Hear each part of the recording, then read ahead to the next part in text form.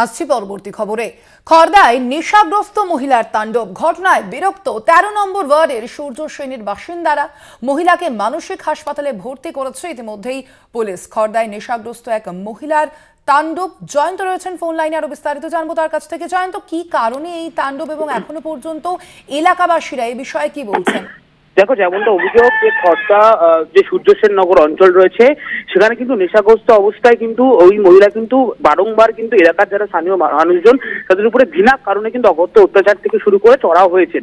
এবং গতকাল রাতে কিন্তু পরিস্থিতি বেশ উদ্বেগজনক অবস্থায় পৌঁছে যায় এবং কিন্তু স্থানীয় মানুষজনেরা কিন্তু ঘর থেকে বেরিয়ে এসে যখন সেই মহিলা ফের নেশাগ্রস্ত অবস্থায় তাণ্ডব চালায় ওই এলাকায়, তখন স্থানীয় মানুষেরা কিন্তু সেখান থেকে দাঁড়িয়ে কিন্তু খবর দেয় খড়দা থানার পুলিশকে। ইতিমধ্যে খড়দা থানার পুলিশ কিন্তু সেখানে আসে এবং তারপর তাদের মতো করে তদন্ত শুরু করে এবং পরবর্তীতে সেই মহিলাকে কিন্তু যে মেন্টাল হসপিটাল রয়েছে সেখানে কিন্তু চিকিৎসার জন্য কিন্তু পাঠিয়ে দেওয়া হয়।